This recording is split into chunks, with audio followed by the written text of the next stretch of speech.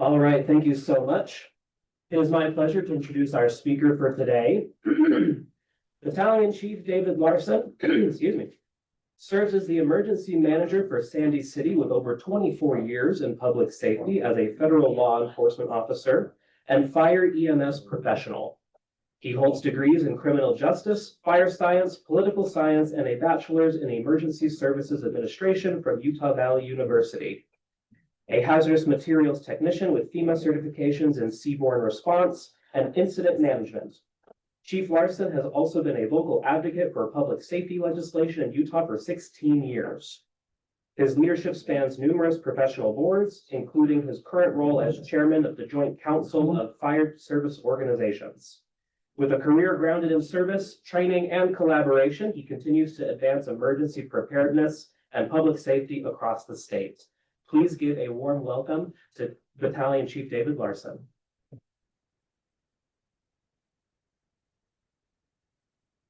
Thank you, everybody, for that welcome. Bio sounds a lot better than it is, but that's okay. So I was asked to come and talk to the Utah Safety Council today on a couple different issues. How to prepare for natural disasters, but also workplace preparedness. And so some of the different topics that was asked to present on are actually classes that we would do for 2 to 3 hours per class. And so this is going to be a very Cliff Notes version of some of this stuff. But that's okay. And I've provided some handouts. Thank you for making copies of those. I appreciate it, Karen. So that you guys had information. So if there's something on the handouts, we may kind of gloss over some of that. So you will have some homework to do. Okay, so I am very new to my position here in Sandy as the emergency manager. I started in the end of January. And some of the work that had been done in the past hadn't been done for a while. So I am kind of restarting in Sandy, which is good and bad. It's good because I can build things that the way I think they should be done. Bad part is a lot of things haven't been done for a while. So we're kind of playing catch up. But funny enough, one of the things that I get asked from day one, I was asked, what are the things that you worry about that keep you up at night? And I said, well, I don't know that I worry about things. I've been a firefighter and a police officer for 24 years. I don't sleep at night anyway. But honestly, looking at Utah and Sandy in particular, and obviously I know that you folks are from all over and people that are online are from anywhere in the state. But honestly, number one is wildfire issues. Hands down, wildfire issues. Sandy is kind of different in the aspect that they have what we call WUI, and we'll get to that in a minute. Along the East Bench, you have the Jordan River Parkway, and then you've also got Dimpledale that runs right through the middle of the city. So Sandy's kind of a different animal than some other communities would be. But as we saw in Los Angeles this year, wildfire is a big issue. And even if you think you're far enough away, you may not. Number two would be flooding and landslide issues. Another big one, especially here. We have mountains on both sides of Salt Lake County. You've got the Wasatch Front, very mountainous region. So flooding and mudslides, another huge issue. Earthquakes, power outages, and people usually are like, well, what do you mean? Why power outages? We have extreme weather in Utah, if you haven't noticed. It can be super crazy hot in the summer and really, really cold in the winter. And so when we have power outages that could stretch longer periods of time, we really start worrying about people's health with the heat and cold. So, and then last place is workplace or school incidents, whether that's a school shooting, whether it's some kind of issue if you work at a plant. Those are the top 5 things. Now, I have to admit, those with the exception of wildfires, those aren't in any particular order per se. But one thing as an emergency manager that I look at is potential risk versus potential probability. Because we have a lot of times that people say, hey, I know there's XYZ company that has all of this bad chemical stuff there. How come that's not on your list? The reason being is that the potential risk is high, but because of the safety programs that they have in place, the policies and procedures that they have in place, and the safety equipment and mechanisms, the probability is super low. So it's not everything's a priority, but it's not as high of a priority as some of the other things are. And to be honest, that's where you guys come in, because I would like to keep those types of things not in my top five, right? Okay, so let's really quick talk about wildfires. So this is just a slide talking about some of the largest wildfires, but also the costliest. And that first one is the Camp Fire that was $12.4 billion. Now, I haven't seen the numbers on the Palisades Los Angeles fire yet. I'm going to bet that that may eclipse anything else that we've seen before. But as you can see, these are not cheap, right? Houses are expensive. Land is expensive. Damage to infrastructure is expensive. Cost of businesses or plants being shut down is expensive. So wildfires are a huge deal. We talked about what WUI, I said WUI, and a lot of times I get a weird look when I say that. It just stands for Wild Urban Land Interface. A wild urban land interface is any kind of area that butts up to a wildland area. So if you have a house that is along Dimpledale and your backyard is Dimpledale, you live in a WUI area. If you're down in the Jordan River bottoms and your house is along the Jordan River bottoms, you live in a WUI area. If you're on the East Bench, you live in a WUI area. Guess what? If you're part or you live next to an open field that is green space for a city, you live in a wildland urban interface. So a lot of times people don't realize that maybe they have areas that they live in, but they wouldn't consider themselves in danger for a wildfire. And like I said earlier, I think Los Angeles this past winter proved that wrong. Because if you get the right conflagration of winds, weather, you name it, things can go bad really quick. So 85 to 95% of wildfires are caused by humans.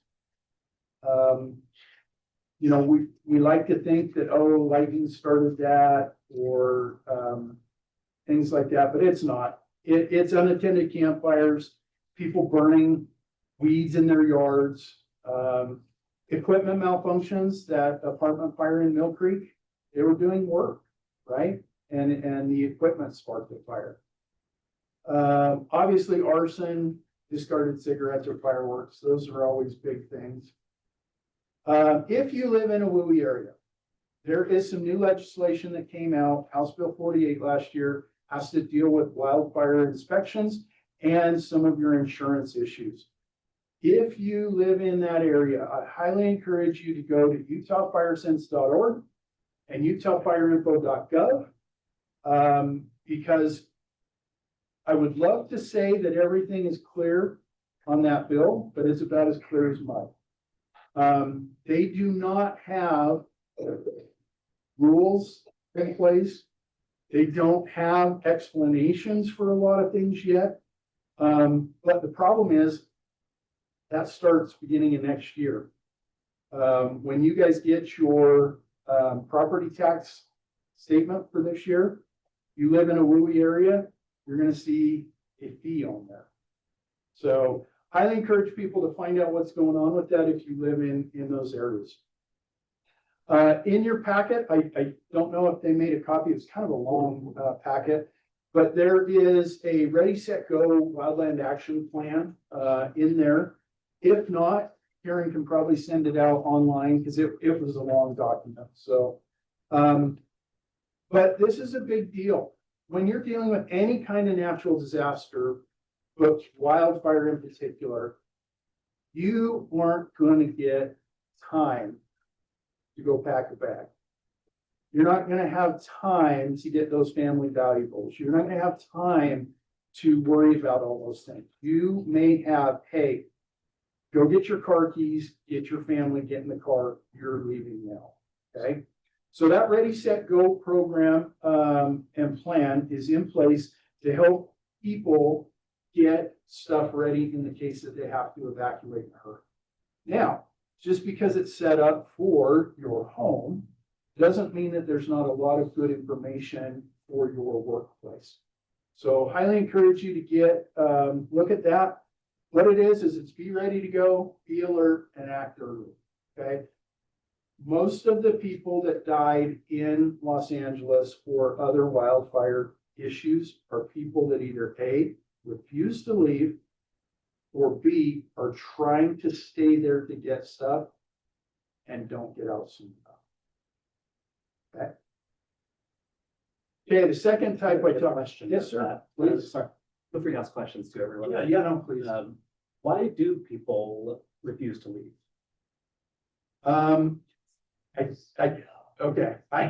It's Several reasons. It's our identity. Exactly. I think in the United States in particular, but Utah, that land is you.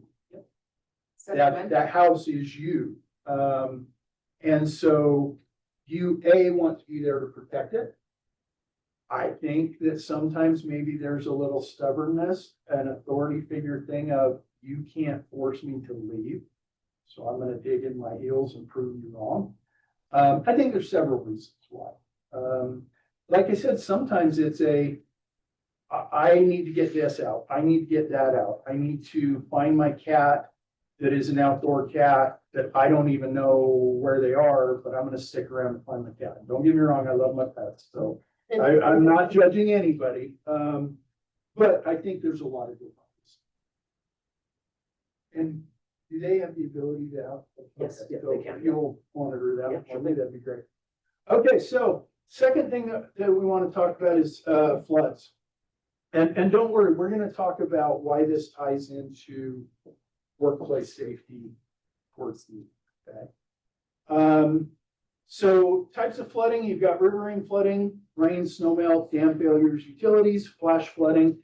Honestly, that's the one that mostly we're going to deal with is flash flooding.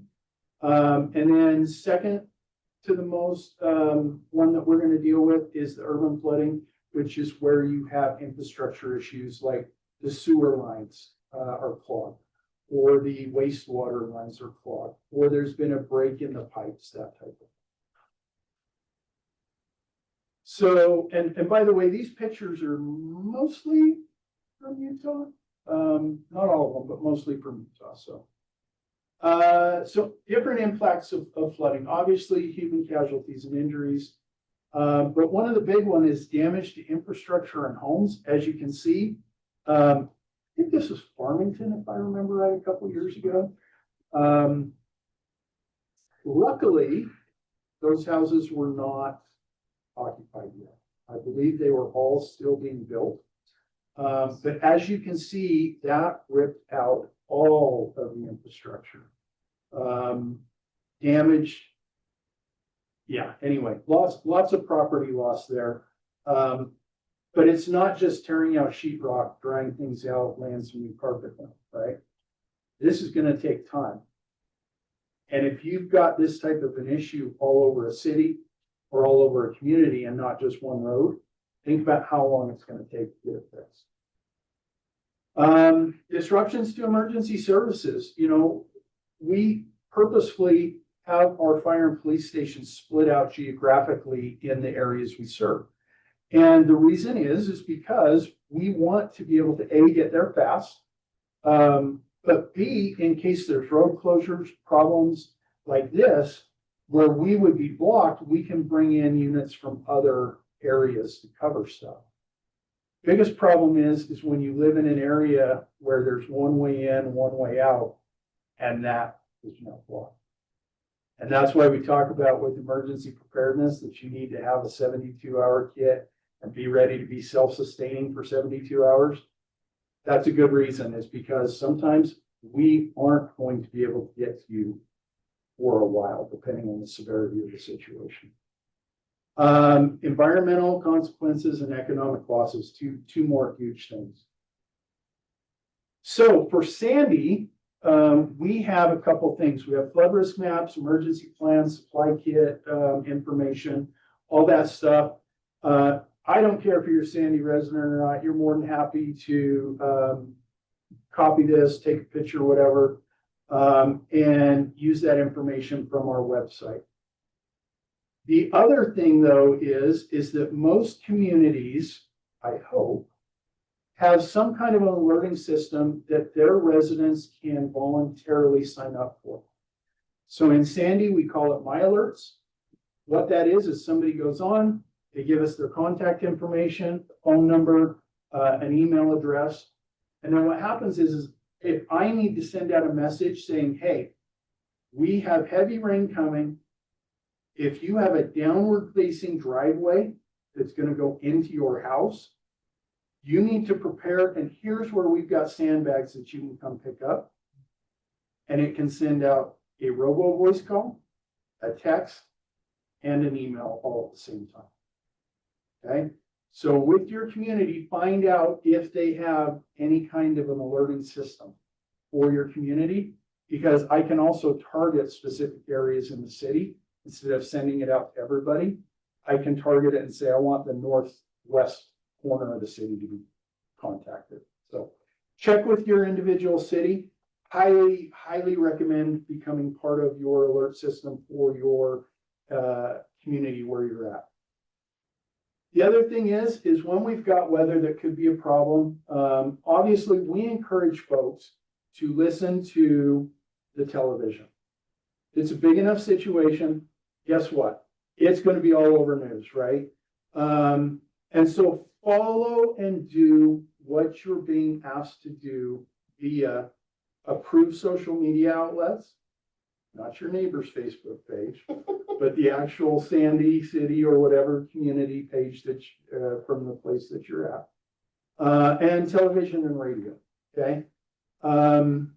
The other thing is that you can get on the National Weather Service and the National Oceanic and Atmospheric Administration websites.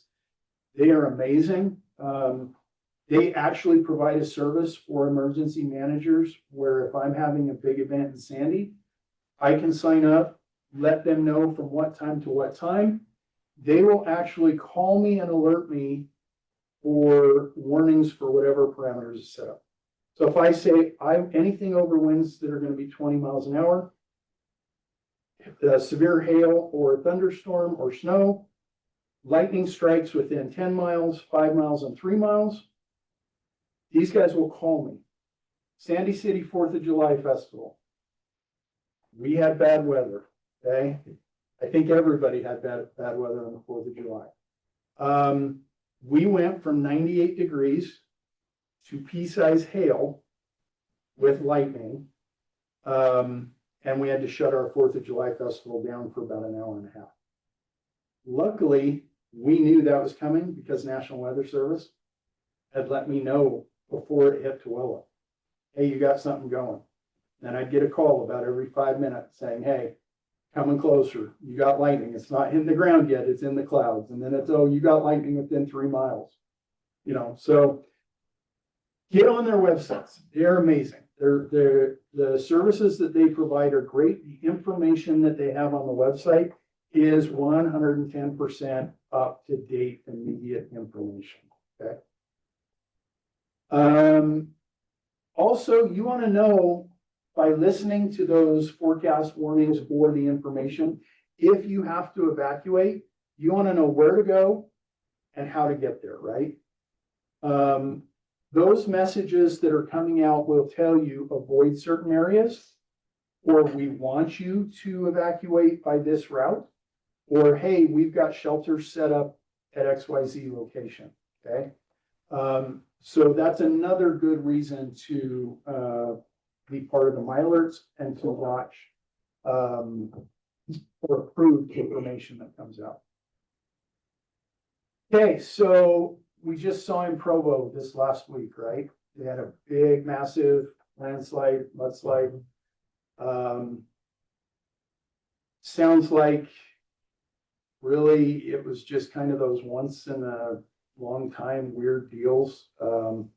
But biggest thing with landslides is people, just like flooding, people get themselves in a situation where they get washed down with it. Okay. So during a landslide or flooding, if you're inside, stay inside. Okay. Get to the highest point of the house. Yes, ma'am.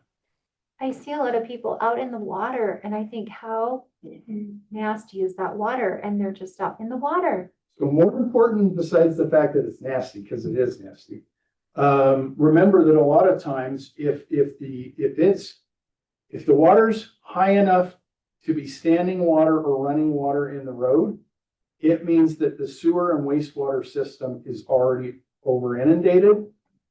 So that water is not clean. And it can get through your skin and you can get so Absolutely. thick. More importantly, I think in 16 inches of water, water does not have to be going very fast to knock your feet out from under you. Okay. So just because it looks calm doesn't mean it is calm. Okay. And when you've got landslides and flooding, guess what? It's not just water and mud, right?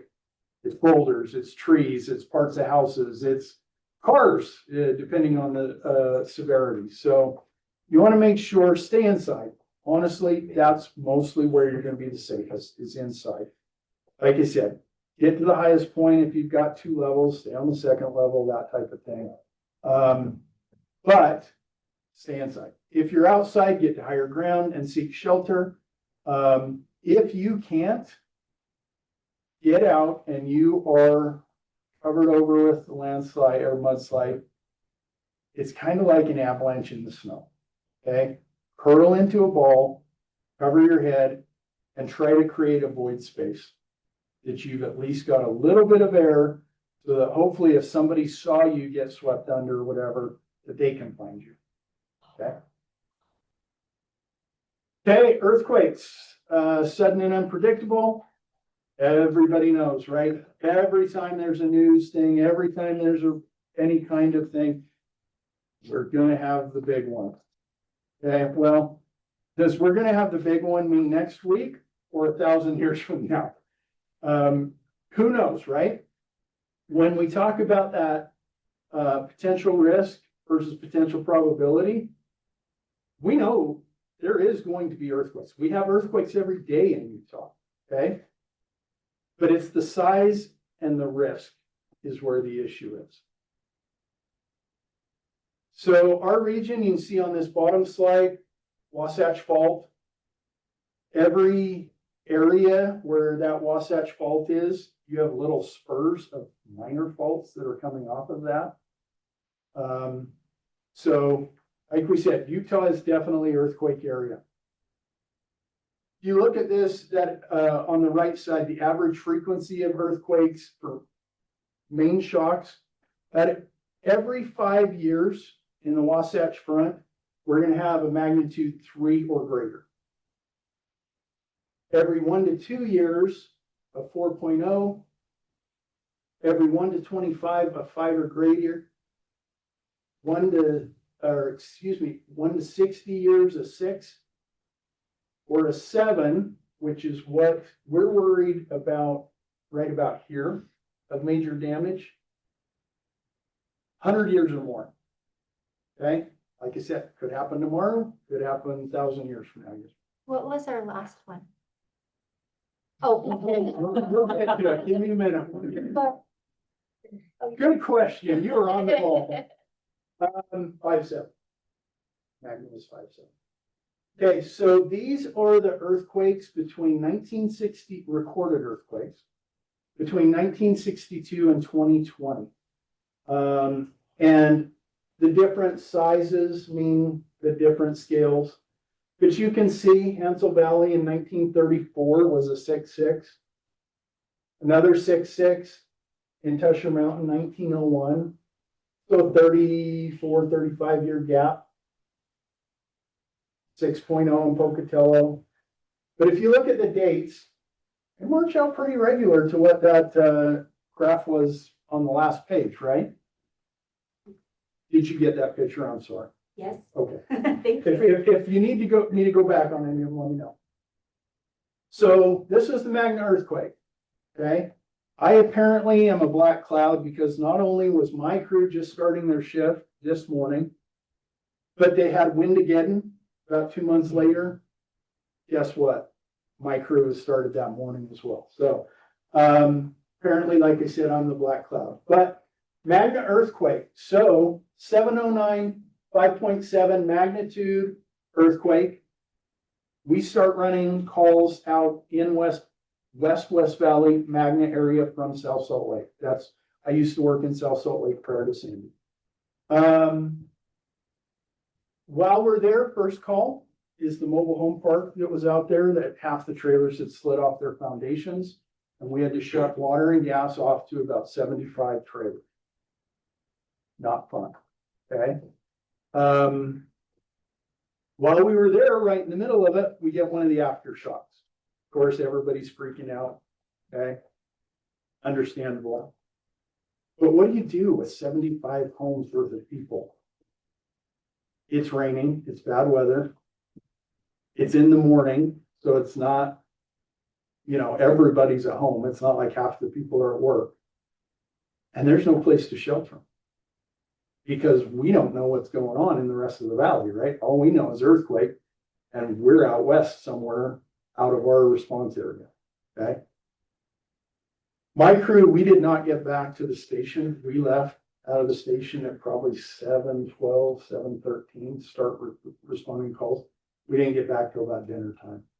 We didn't even make it back to the city until about 3 in the afternoon into South Salt Lake. Okay, so we talked about, will you be able to get home? If you're at work, right? We spend a third of our lives at work, okay? If something happens, whether it's a disaster, there's a wildfire or anything like that, can you get home? What's the most important thing in all of our lives? Is it work? Family, right? Okay. Is your family okay? Where are they at? Are they at school? Is your spouse or significant other? Are they at work? Are they traveling? Are the kids at daycare? Are they at soccer practice or football practice? Okay. Family is a big deal. And like you said, I love my pets. They are family, right?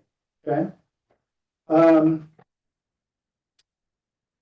If you can get home, is your home a viable place to stay, or has it been compromised? Okay.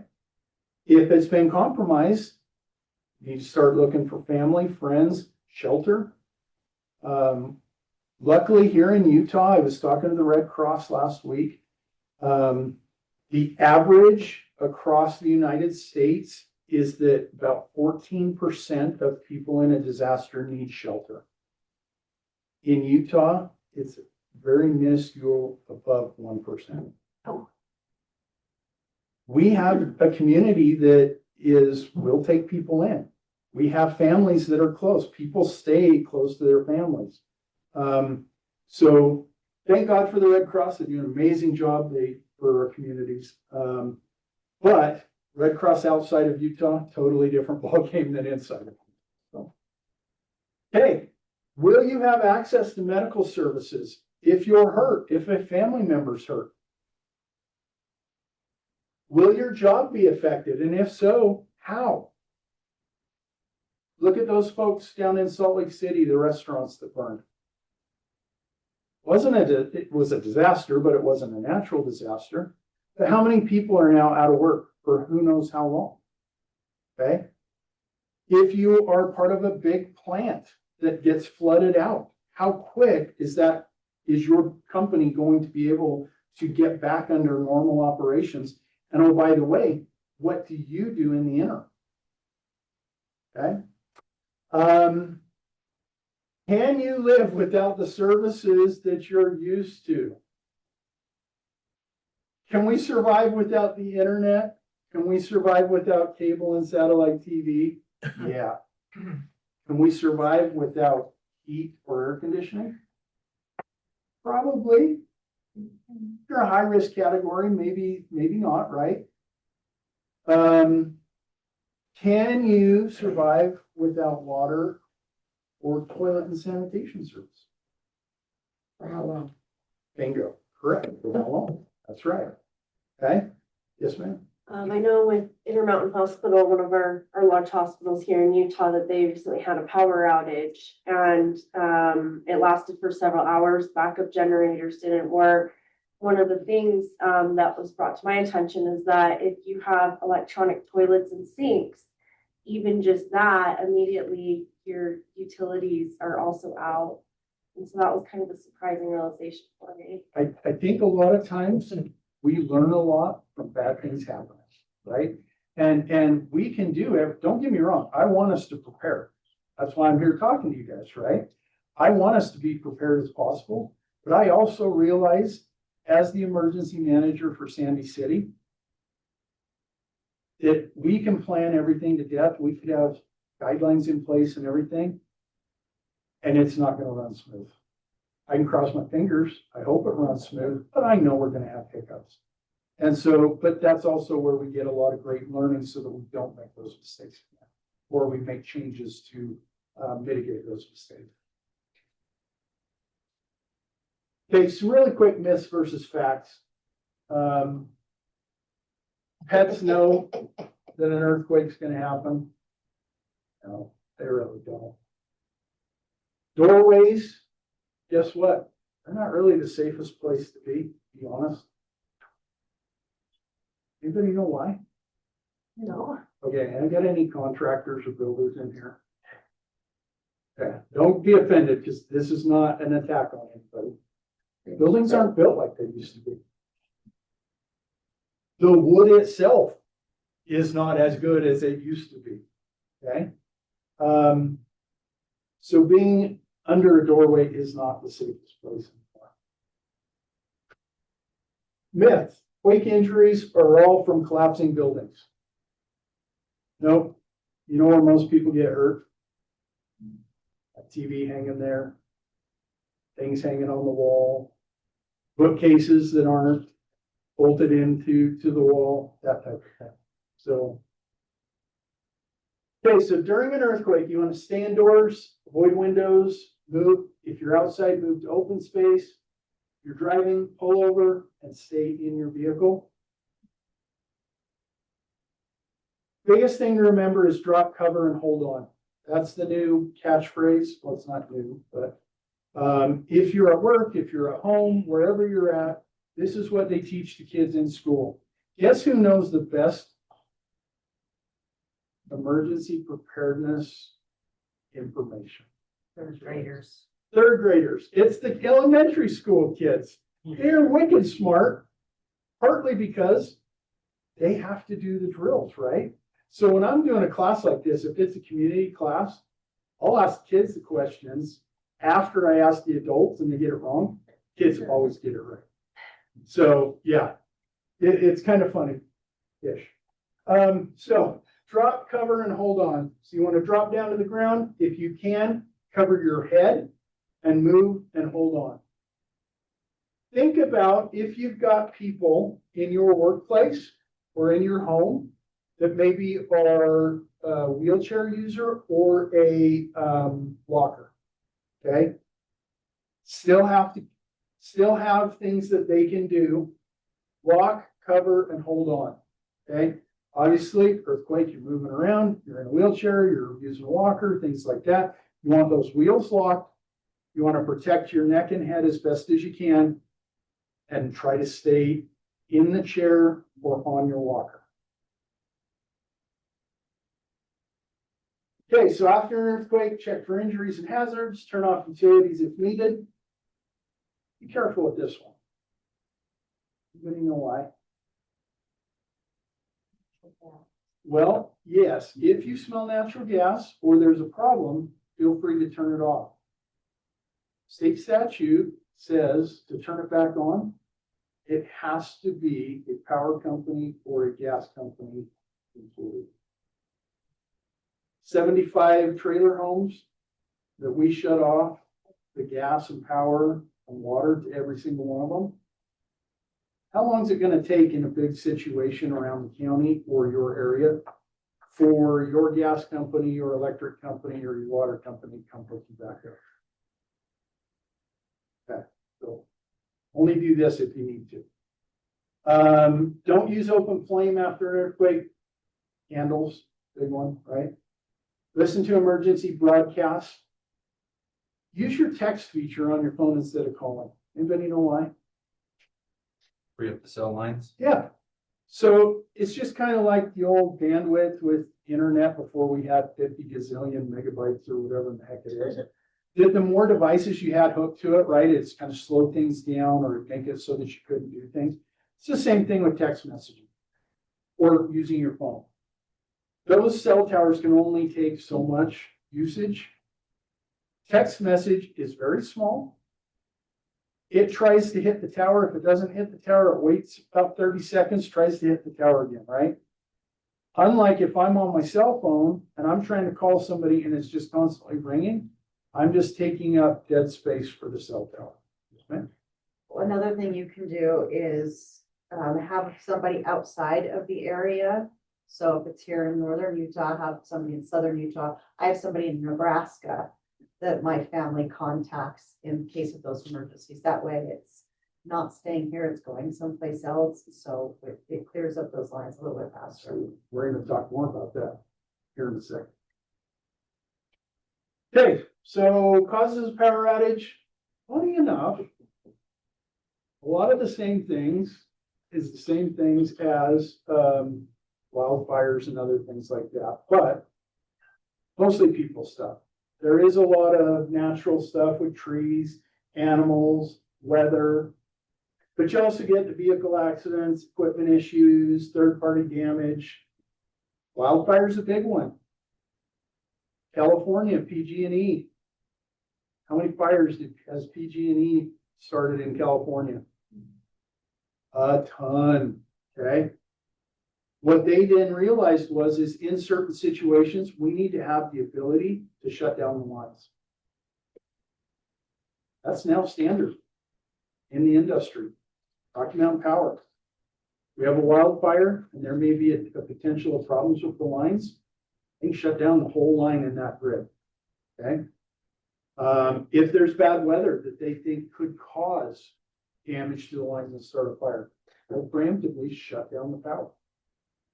So be aware of that. Critical infrastructure and facilities. If something bad happens, we all want our power back on, right? I want my Netflix. I want my whatever. But these all take priority over residents. Anybody surprised by any of those that are on there? Yes, ma'am. The voting centers. Oh, I think so. There are a lot of laws in place about voting. If you're ever bored and can't fall asleep, Google it. Okay? All right. During an outage or a storm, I'm not going to go over a lot of this. There's some stuff in your packets for this. You do have the option, and I think there's a number on one of those handouts for Rocky Mountain Power. And if you're in an area that's not serviced by Rocky Mountain, maybe you're Murray or one of the municipal, find out the information from their contacts so that if you've got questions, you can get with them. Okay, this is something that's very different. This kind of bumps you up on the priority list. If you have a qualifying medical issue, you're on a respirator, you've got somebody at home that's on a respirator or has to have power for oxygen, things like that.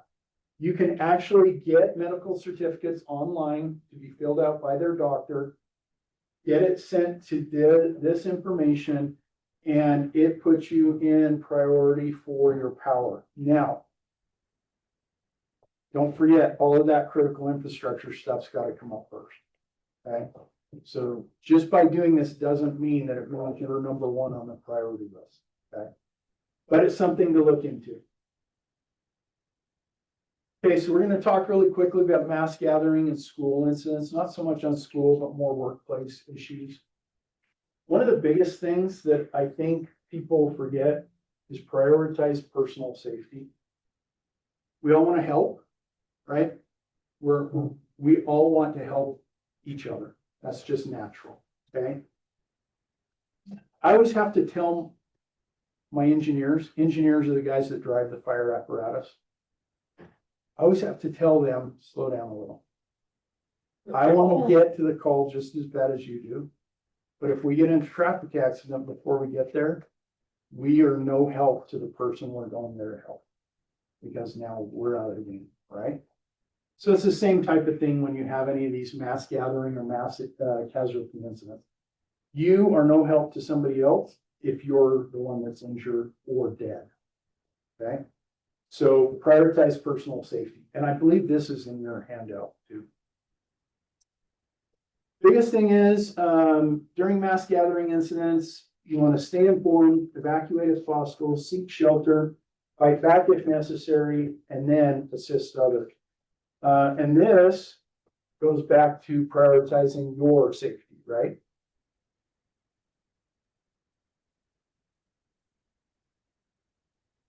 Everybody's always seen or heard the see something, say something. And when that first came out, kind of real important because of what was going on at the time. Now it's kind of become a little bit of a joke almost. Oh, if I see something, I'm going to say something. There's a lot of stuff that gets caught in this country because somebody saw something and took the time to call 911. And guess what? It never makes the news. Okay. It's very important if you see suspicious activity, you call. Beware of stampedes. Trying to think of the concert back east, concert in a bar, had a fire. 60 something people died. And mostly it was because a couple of people fell down at the door. Nobody could get out. They were stacked like cordwood right in front of the door and ended up dying. Okay. So beware of stampedes, active shooter situations, emergency assembly areas, and communicate. Okay. Some people work in businesses where bomb threats are a regular occurrence, right? Some people, especially schools lately, it's a way for people to not have to take the English test that's at 10 o'clock that day. But there are incidences where a suspicious package is legit, okay? If you need information, simply get on Google, download or Google bomb threat checklist. And it will actually have several examples that you can just print out of things that you can ask the caller to get more information. So, and it's a good guide. If you work at a place that this has been an issue, highly recommend that you get that, train your staff. Because the more information that you can get from the beginning, the easier it is for the first responders to try to solve the problem. Okay, this is another big one for whether it's school shootings, workplace violence, things like that. They use the run, hide, fight. So first thing is run to safety if possible, quickly without hesitation, and leave your stuff behind. Seen videos of the school shootings? What do you notice when their kids are coming out of the school? Hands are up. And what's happening? What are the police making them do as they're walking by? Drop your bags. Leave your stuff at your desk. Leave your stuff wherever it's at. They're going to check you anyway, and you're not going to be able to take your stuff with you anyway. Get out. Run. Okay? Don't be encumbered by stuff. 2, if evacuation is not possible, hide. Okay? Lock the doors. Turn the tables over. Try to put something between you and wherever the bad guy might be. Shut off the lights. Turn your cell phones on to vibrate. Okay? Keep everybody quiet. Last, only as a last resort and as if necessary, fight. And by what I mean with fight is, anybody seen the Trunk Monkey commercials? Okay. I'm talking you grab anything and everything that you can use as a weapon.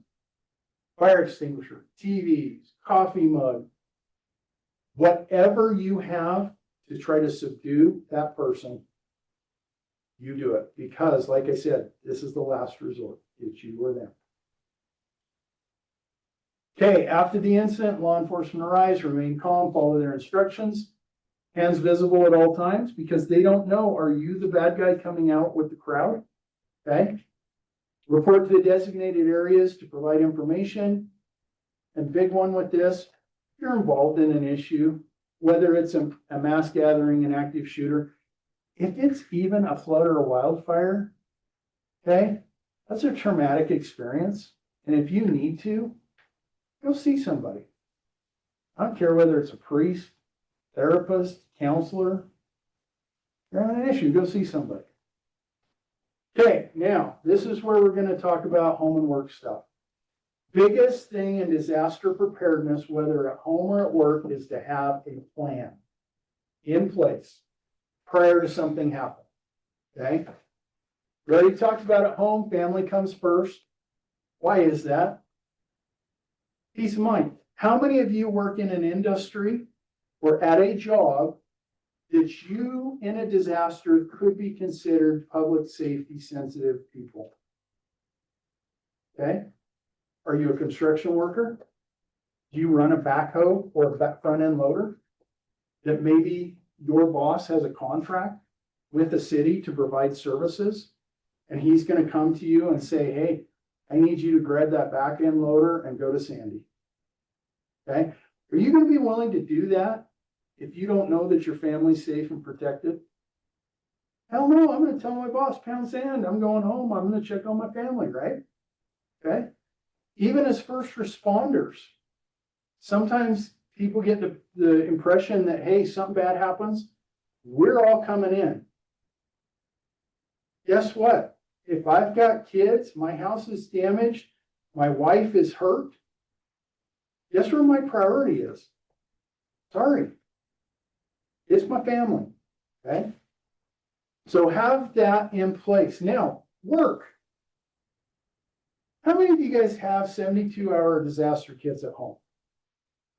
See a couple hands. How many of you guys got a work kit? Not necessarily 72-hour, but a work kit. Okay. About a fourth of who has a 72-hour kit. Okay. What happens? We have Snowmageddon. And even though you'd like to go home, there's no way you're going to get home. You're now stuck at work. You're not getting pizza and Jimmy John's delivered. Okay. Maybe the power's out. Maybe it's not. Okay. But do you have enough stuff stashed away in a locker, stashed away in a desk, and make it 24 hours? Okay. Everybody always laughs because they'll be rummaging through my drawer looking, or my desk looking for something. And they always come across my 2 cans of soup. And everybody says, why would you have soup? Can't eat, it's not going to be warm. I said, I don't care. I can eat it. If I'm hungry enough, I'll eat whatever. But I can't eat what I don't have, right? They always laugh because they find a little gallon Ziploc baggie with underclothes in it. And I said, look, I can survive a lot of things as long as I can take a quick spit bath and have some clean underclothes. All right? How many of you keep at least a day or two's worth of personal medication in your desk? You've got medication that you take on a daily basis that you need. Do you have some extra stuff in your desk? Probably should. Okay. So not only have a plan in place for home, have a plan in place for work. Where is my family going? Who do we need to contact in Nebraska? Who do they need to contact in Nebraska? So that if I can't get a hold of them directly, at least the person in Nebraska is telling me my family's safe and they're at our meeting location that we have already pre-designated. Okay? Preparedness kits, home, car, work. Do you have a preparedness? Those of you that raised your hand for the 72-hour home kits. You have a kit for your pet?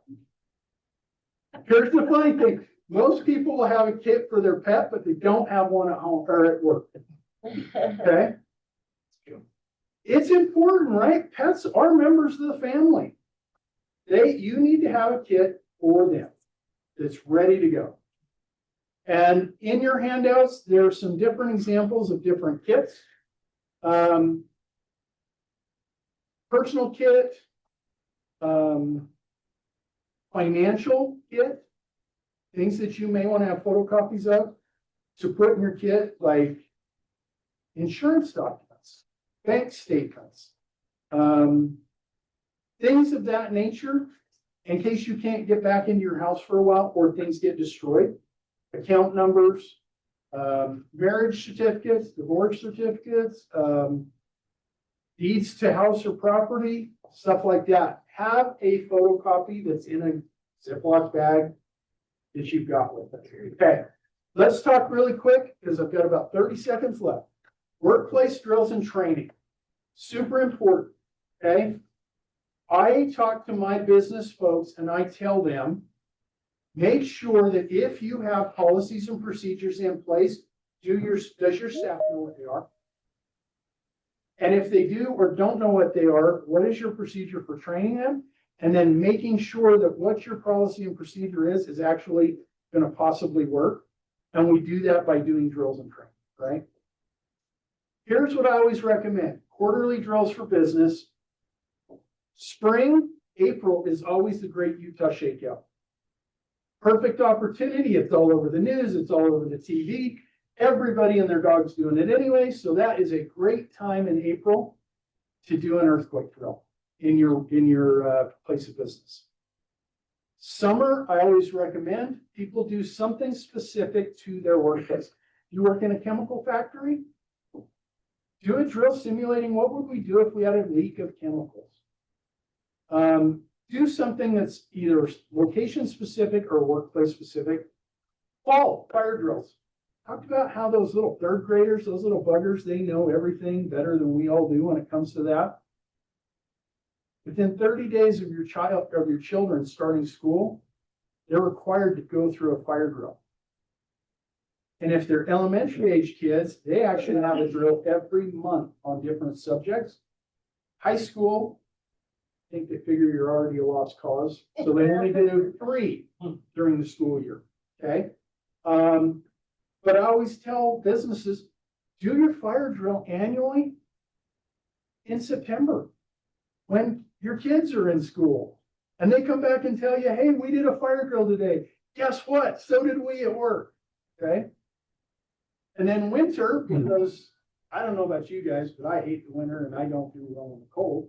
That's where I love people to do a shelter in place drill. Okay. Whether it's a bad weather incident, whether it's a potential chemical leak, whatever the issue is, do a shelter in place drill. Nobody's going to participate in your drill if they got to go stand in the snow for 10 or 15 minutes, right? Okay.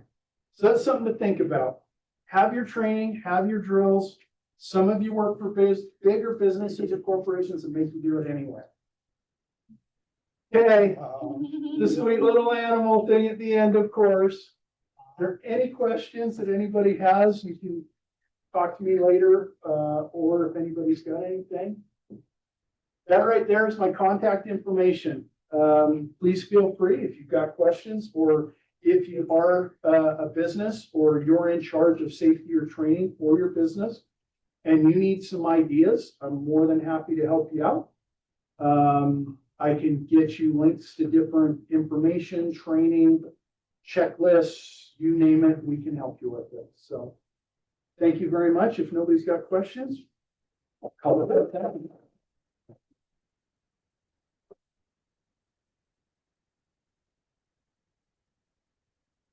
All right. Thank you so much. That was fantastic. We appreciate it. Great information. Let's see. Next, just to let everyone know, our next Start with Safety coming up in October will be about respiratory protection, what's in the air this fall. So put that on your calendars if you'd like to attend, register online. We'd love to see you there. But with that, hopefully everyone has a fantastic day today and stay safe. Thank you. Oh,